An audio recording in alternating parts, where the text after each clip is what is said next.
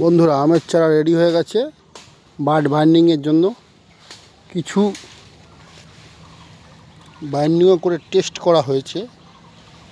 তো গত বছরের মাল প্রায় শেষ, অল্প কিছু আছে।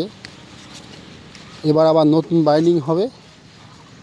বাইন্ডিং হয়ে যেহেতু প্যাকেটে, দেখুন চারা যেহেতু প্যাকেটে করা, সুতরাং এই চারা যখনই 2 কচ, অর্থাৎ একে বলে কচ, 1 ফাপ আর 1 ফাপ হবে, 2 ফাপ কচ বেরোবে, তখনই মালটি চলে যাবে অন্যত্রে।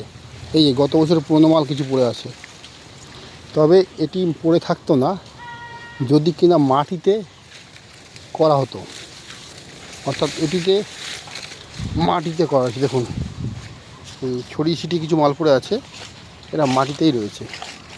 ওর জন্যই এগুলো এখনও বিক্রি করা সম্ভব হয়ে ওঠেনি। কারণ এখন মানুষ মাটির চারা নিতে চায় না বটে, এখন বেশিরভাগ মানুষ প্যাকেট। এই দেখুন, কারণ প্যাকেটের চারা যখনই আপনি কিনে নিয়ে গিয়ে বসাবেন বা রোপণ করবেন, এগুলো মারা যায় না, বুঝতে পেরেছেন? কিন্তু এই দেখুন টেস্ট করা হয়েছে, মুকুল বেরোচ্ছে, মানে গাছ বেরোচ্ছে, নতুন ফরকি ছাড়ছে, যা বলেনি। এই দেখুন এগুলো বাইন্ডিং করা হয়েছে এবছরেই।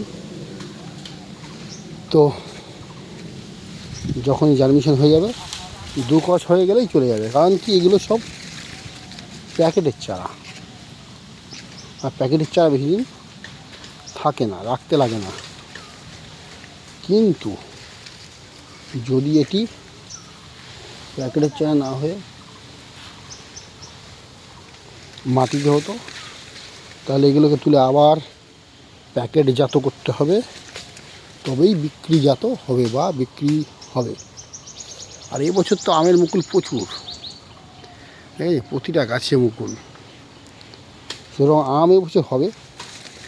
এবং স্বল্প খরচায় আপনি মনের মতো আম খেতে পারবেন।